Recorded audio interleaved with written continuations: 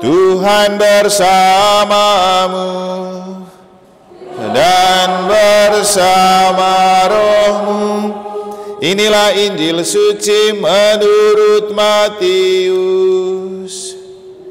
Dimuliakanlah Tuhan. Sekali peristiwa, Yesus berkata kepada imam-imam kepala serta tua-tua bangsa Yahudi, "Dengarkanlah perumpamaan ini. Seorang tuan tanah membuka kebun anggur dan menanam pagar di sekelilingnya. Ia menggali lubang tempat memeras anggur dan mendirikan menara juga di dalam kebun itu. Kemudian ia menyewakan kebun itu kepada penggarap-penggarap lalu berangkat ke negeri lain.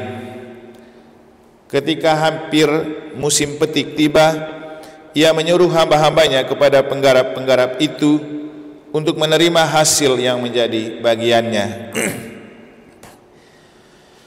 Tetapi para penggarap menangkap hamba-hamba itu, yang seorang mereka pukul, yang lain mereka bunuh, dan yang lain lagi mereka lempari dengan batu. Kemudian Tuhan itu menyuruh pula hamba-hamba lain, lebih banyak daripada yang semula. Tetapi mereka pun diperlakukan sama seperti kawan-kawan mereka. Akhirnya Tuhan itu menyuruh anaknya kepada mereka. Pikirnya, anakku pasti mereka segani. Tetapi ketika para penggarap melihat anak itu, mereka berkata seorang kepada yang lain, ia adalah ahli waris. Mari kita bunuh dia, supaya warisannya menjadi milik kita. Maka mereka menangkap dia dan melemparkannya keluar kebun anggur itu, lalu membunuhnya. Maka apabila tuan kebun anggur itu datang, apakah yang akan dilakukannya dengan penggarap-penggarap itu?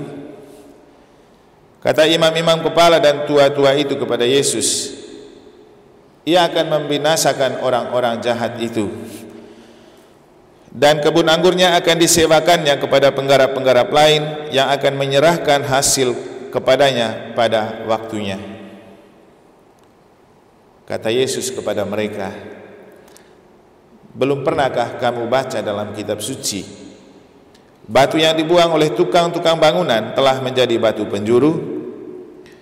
Hal itu terjadi dari pihak Tuhan, suatu perbuatan ajaib di mata kita. Sebab itu aku berkata kepadamu,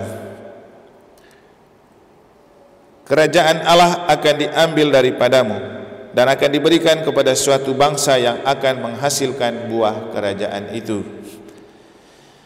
Mendengar perumpamaan Yesus itu, imam-imam kepala dan ahli-ahli Taurat serta orang Farisi mengerti bahwa mereka lah yang dimaksudkannya.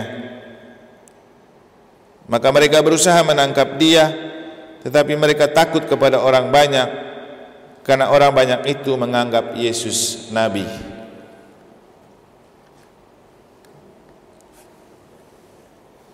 Demikianlah sabda Tuhan. Terpujilah Kristus.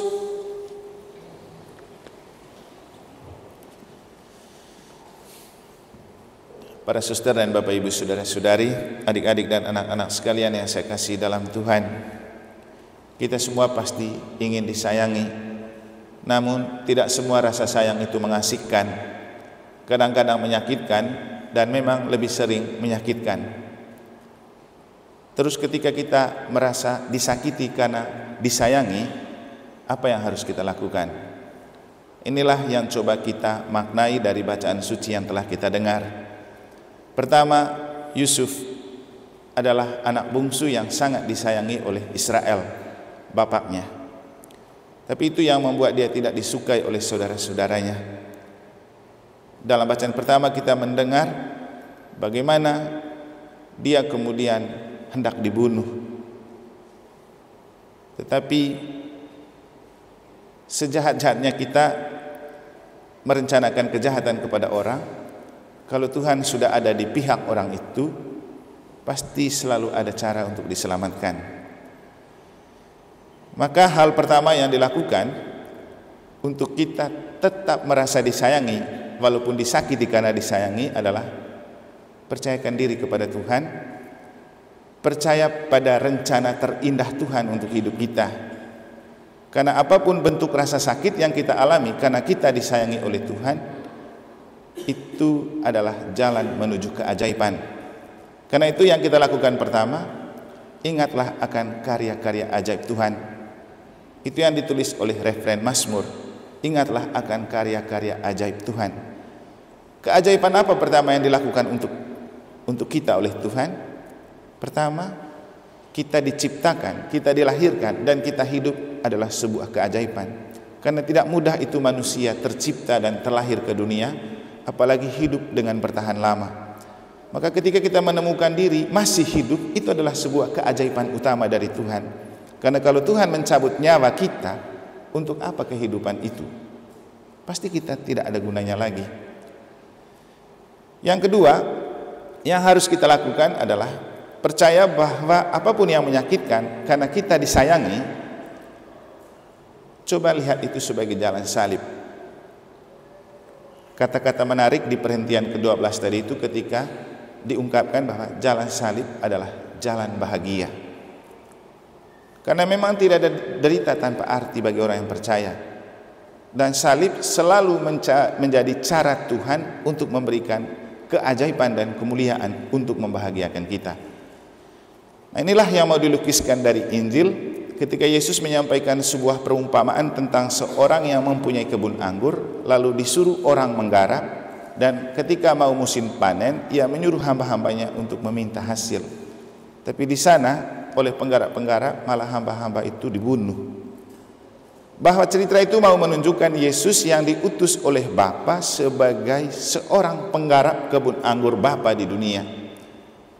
Dan Yesus adalah putra kesayangan Bapa. Waktu dibaptis di Sungai Yordan, Bapa melalui burung merpati mengatakan dan menegaskan, inilah anak yang kukasihi, kepadanya lah hatiku berkenan. Demikian juga saat Yesus dimuliakan di Bukit Tabor bersama Petrus, Yakobus dan Yohanes, lagi-lagi dari dalam awan Bapa bilang, inilah putra yang kukasihi, dengarkanlah dia. Tapi kenapa ketika Bapa menyayangi Yesus malah membuat Yesus menderita? Sudah disayangi kok dibiarkan menderita? Dan Yesus pernah mengungkapkan penolakannya itu ketika di Taman Getsemani dalam sebuah pergumulan panjang di hadapan Bapa. Dia kemudian mengatakan, Bapa, kalau saja Bapa mau, biarkanlah cawan ini berlalu daripadaku, tapi bukan menurut kehendakku, tapi kehendak-Mu yang terjadi.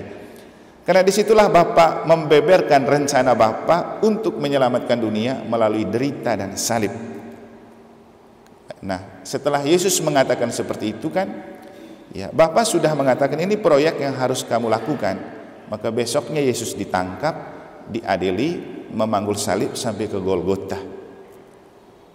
Itu adalah penderitaan yang sangat menyakitkan yang kita maknai selama kita mengikuti jalan salib di hari Jumat masa Prapaskah. Tapi kita tidak percaya kepada Yesus yang mengakhiri hidup dengan penderitaan, karena di balik penderitaan ada sebuah sukacita dan kemenangan besar yang akan kita rayakan dalam perayaan Paskah, dan itulah kemuliaan iman yang membahagiakan. Yesus bangkit dan mengalahkan siapapun yang membuat dia menderita. Bapak Ibu saudara-saudari, kita semua ingin disayangi, tapi jangan lupa, tidak semua rasa sayang itu mengasihkan. Kadang menyakitkan dan memang sering kali menyakitkan. Tapi coba melihat itu sebagai cambuk, jalan salib yang harus dilalui, karena di balik jalan salib selalu ada kebahagiaan. Maka gantungkan hidupmu pada Tuhan dan jangan gantungkan hidupmu pada harta. Ketika kita menggantungkan hidup pada harta, itu yang membuat kita memiliki naluri kebencian seperti saudara-saudara Yusuf dalam bacaan pertama. Rasa benci karena ia disayangi bapaknya diungkapkan dengan materialisme dan duniawi. Mereka menjual Yusuf. Kan cerita terakhirnya Yusuf menjadi berkat juga untuk mereka. Sama juga dalam Injil, demi mengejar keuntungan dari kebun anggur, para penggarap berani membunuh hamba yang diutus oleh tuannya. Bapak Ibu, Pernah saya mengatakan, lebih baik kita bersaudara dengan orang yang tidak sedarah daripada bersaudara dengan orang yang sedarah. Kenapa?